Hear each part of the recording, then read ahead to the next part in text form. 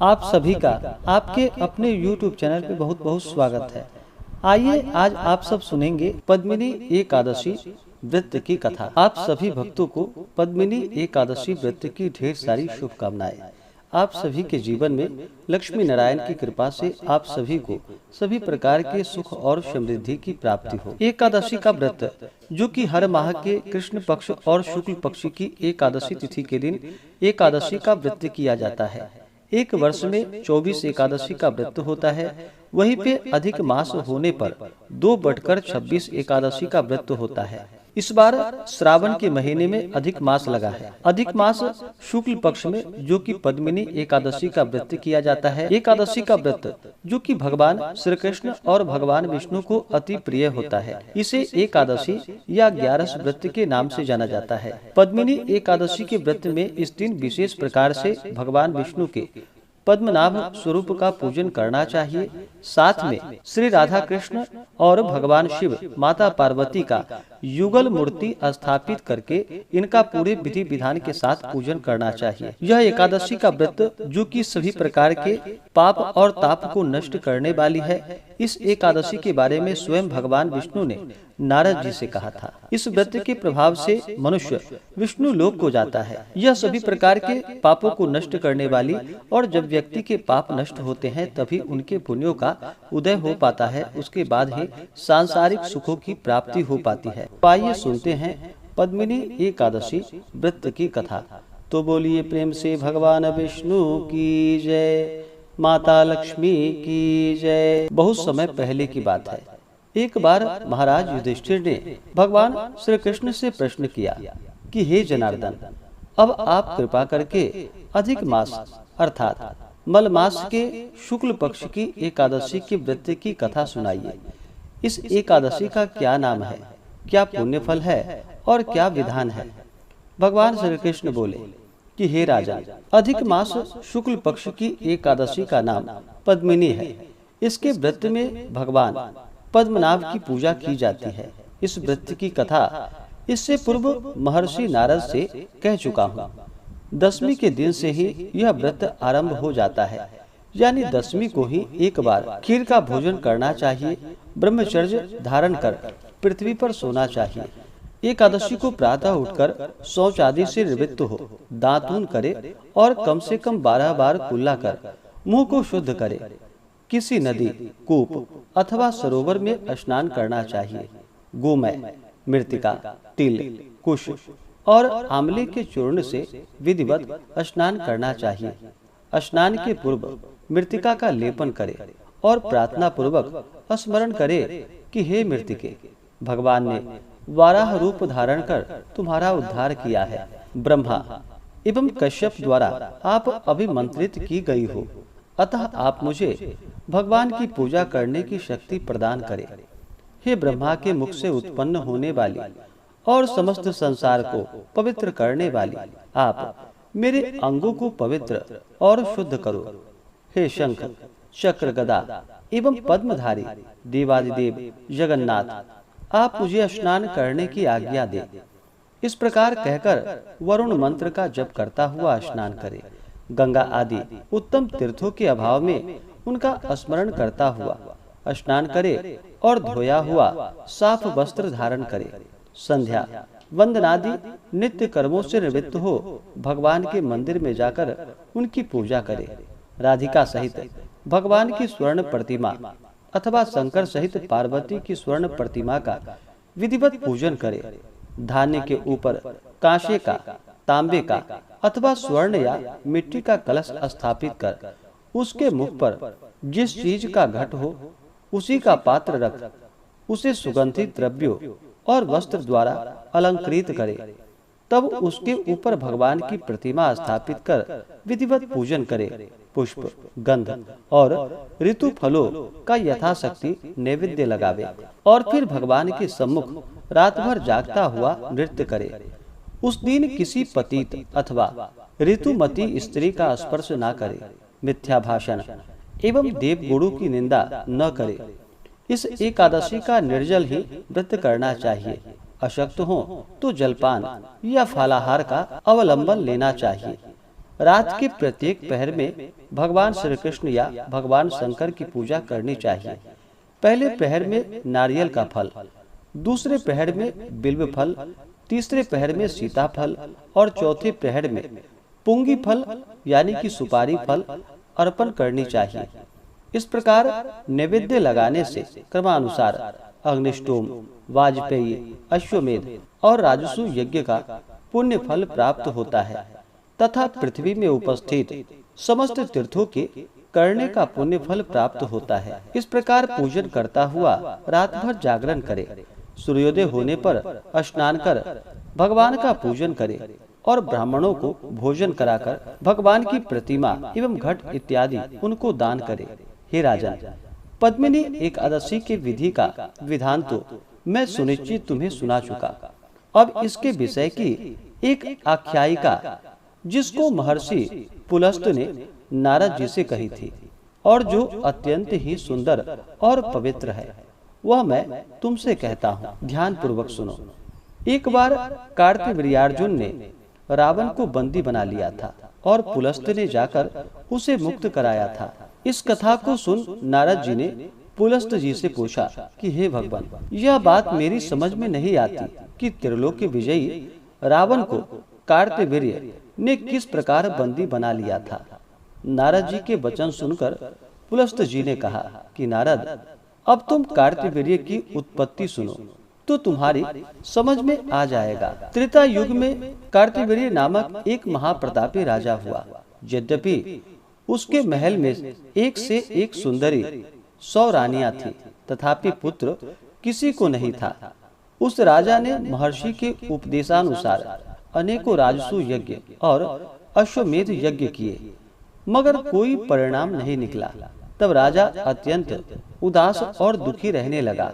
सोचते सोचते तप करने के लिए जाने का निश्चय कर राज्य का भार मंत्री के मत्थे देकर तपस्या करने को चला गया। यह समाचार सुनकर उसकी एक रानी, जिसका नाम प्रमदा था, अपना वेश तपस्विनी का बनाकर राजा के साथ निकल पड़ी। वन में जाकर राजा ने 1000 वर्ष पर्यंत तपस्या की, मगर कोई फल नहीं हुआ। यह देख प्रमदा को दुख हुआ। एक दिन वह अनुसुईया के आश्रम में जाकर उनको प्रणाम कर उन्हें अपना समस्त वृतांत कह सुनाया। हे देवी, मुझे कोई ऐसी युक्ति बतलाइए कि जिससे मेरा मनोरथ पूर्ण हो। रानी की समस्त राम कहानी सुनकर देवी अनुसुईया ने कहा कि तुम अधिक मास को, जो 32 महीने के बाद आता है और उसमें 2 एकादशियां होती है, पद्मिनी और परमा, ये दोनों ही एकादशियां अतुल और अक्षय फल को देने वाली है। अस्तु, तुम इन दोनों एकादशियों का व्रत करो, भगवान का पूजन और भजन कीर्तन कर रात्रि में जागरण करो, तुम्हारी मनोकामना अवश्य ही पूरी होगी। रानी देवी अनुसुईया के व्रत का विधान सुनकर अपने आश्रम में आई और पद्मिनी का व्रत निराहार और निर्जल रहकर रात्रि जागरण कर और कीर्तन किया। व्रत के समाप्त होते ही भगवान कमलनाथ प्रकट हुए और रानी से कहा कि वर मांगो। रानी ने भगवान को दंडवत प्रणाम किया और हाथ जोड़कर अनेकानेक स्तुति के पश्चात कहा कि हे देव, यदि आप प्रसन्न हैं तो मेरे पति देव की इच्छा पूर्ण कीजिए। रानी के ऐसे वचन को सुनकर भगवान ने राजा से कहा कि हे राजन, तुम्हारी स्त्री ने पद्मिनी का व्रत करके मेरी आराधना और पूजन किया है। अस्तु, मैं प्रसन्न होकर कहता हूँ कि तेरी जो भी इच्छा हो वह वर मांगो। भगवान के ऐसे वचन को सुनकर राजा ने कहा कि प्रभु, यदि आप सचमुच ही मेरे ऊपर प्रसन्न हैं तो मुझे ऐसी संतान दीजिए जो सर्वश्रेष्ठ और आपके सिवा और किसी के हाथों से न मरने वाला हो। राजा के ऐसे वचन को सुनकर भगवान तथा अस्तु कहकर अंतर ध्यान हो गए। राजा भी प्रसन्न हो रानी को साथ लेकर अपनी राजधानी में आए। यथा समय रानी प्रमदा के गर्भ से कार्तवीर्य का जन्म हुआ, जिसके समान तीनों लोकों में कोई नहीं था। यही कारण है कि उसने रावण को बंदी बना लिया था। इस प्रकार कथा कहकर पुलस्त ने नारद जी से कहा, इसमें आश्चर्य का कोई विषय नहीं है। पद्मिनी एकादशी का महान प्रभाव है। श्री कृष्ण जी बोले कि हे राजन, इस व्रत को तुम भी बंधु बांधवों समेत करो, तुम्हारा कल्याण होगा। भगवान के आज्ञानुसार महाराज युधिष्ठिर ने भ्राताओं सहित इस व्रत को किया। मलमास की एकादशी का व्रत करने वाला महान पुण्य का भागी होता है। जो लोग इस कथा को पढ़ते हैं एवं सुनते हैं, उनका कल्याण होता है। तो बोलिए प्रेम से भगवान विष्णु की जय। तो आइए सुनते हैं एकादशी व्रत में एकादशी माता की आरती। तो बोलिए प्रेम से भगवान श्री हरि विष्णु की जय, माता लक्ष्मी की जय, एकादशी माता की जय। ओम जय एकादशी माता, विष्णु पूजा व्रत को धारण कर शक्ति मुक्ति पाता। ओम जय एकादशी माता, विष्णु पूजा व्रत को धारण कर शक्ति मुक्ति पाता। तेरे नाम गिनाऊं देवी भक्ति प्रदान करनी, गण गौरव की देनी माता शास्त्रों में वर्णी। ओम जय एकादशी माता, विष्णु पूजा व्रत को धारण कर शक्ति मुक्ति पाता। मार्गशीर्ष के कृष्ण पक्ष की उत्पन्ना विश्वतारिणी जन्मी, शुक्ल पक्ष में हुई मोक्षदा मुक्तिदाता बन आई। ओम जय एकादशी माता, विष्णु पूजा व्रत को धारण कर शक्ति मुक्ति पाता।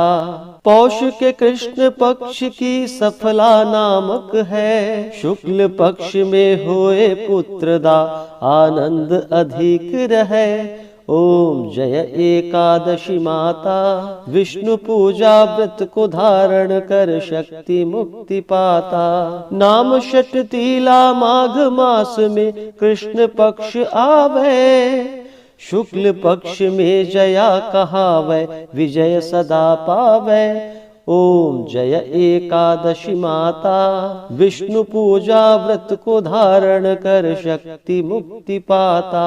विजया फाल्गुन कृष्ण पक्ष में शुक्ला आमल की, पाप मोचिनी कृष्ण पक्ष में चैत्र महाबल की। ओम जय एकादशी माता, विष्णु पूजा व्रत को धारण कर शक्ति मुक्ति पाता। चैत्र शुक्ल में नाम कामदा धन देने वाली, नाम बरुथिनी कृष्ण पक्ष में वैशाख माह वाली। ओम जय एकादशी माता, विष्णु पूजा व्रत को धारण कर शक्ति मुक्ति पाता। शुक्ल पक्ष में होए मोहिनी अपराज्येष्ठ कृष्ण पक्षी, नाम निर्जला सब सुख करनी शुक्ल पक्ष रखी। ओम जय एकादशी माता, विष्णु पूजा व्रत को धारण कर शक्ति मुक्ति पाता। योगिनी नाम आषाढ़ माह में जानो कृष्ण पक्ष करणी, देवशयनी नाम कहायो शुक्ल पक्ष धरणी। ओम जय एकादशी माता, विष्णु पूजा व्रत को धारण कर शक्ति मुक्ति पाता। कामिका श्रावण मास में आवे कृष्ण पक्ष कहिए, श्रावण शुक्ला होए पवित्रा आनंद से रहिए। ओम जय एकादशी माता, विष्णु पूजा व्रत को धारण कर शक्ति मुक्ति पाता। अजा भाद्रपद कृष्ण पक्ष की परिवर्तिनी शुक्ला, इंद्रा अश्विनी कृष्ण पक्ष में व्रत से भव सागर निकला। ओम जय एकादशी माता, विष्णु पूजा व्रत को धारण कर शक्ति मुक्ति पाता। पापांकुशा है शुक्ल पक्ष में आप हरणहारी, रमा मास कार्तिक में आवे सुखदायक भारी। ओम जय एकादशी माता, विष्णु पूजा व्रत को धारण कर शक्ति मुक्ति पाता। देवोत्थानी शुक्ल पक्ष की दुख नाशक मैया, पावन मास में करो विनती पार करो नैया। ओम जय एकादशी माता, विष्णु पूजा व्रत को धारण कर शक्ति मुक्ति पाता। परमा कृष्ण पक्ष में होती जन मंगल करनी, शुक्ल मास में होए पद्मिनी दुख दारिद्र हरणी। ओम जय एकादशी माता, विष्णु पूजा व्रत को धारण कर शक्ति मुक्ति पाता। जो कोई आरती एकादशी की भक्ति सहित गावे, जन गुरुदिता स्वर्ग का वासा निश्चय ही पावे। ओम जय एकादशी माता, विष्णु पूजा व्रत को धारण कर शक्ति मुक्ति पाता। हो शक्ति मुक्ति पाता, हो शक्ति मुक्ति पाता। तो बोलिए प्रेम से भगवान विष्णु की जय, माता लक्ष्मी की जय, एकादशी माता की जय, सर्वदेवी देवता की जय। तो आशा करता हूँ कि यह आरती आपको अच्छा लगा हो। ऐसे ही ज्ञानवर्धक जानकारियाँ प्राप्त करते रहने के लिए चैनल पे अगर आप नए हैं तो चैनल को लाल बटन दबा करके सब्सक्राइब करें, साथ में बेल आइकन घंटी को दबाएं ताकि मेरे वीडियो का नोटिफिकेशन आपको समय से मिलता रहे। वीडियो को लाइक करें, शेयर करें, सुखी रहें और स्वस्थ रहें। जय श्री राधे कृष्ण। धन्यवाद।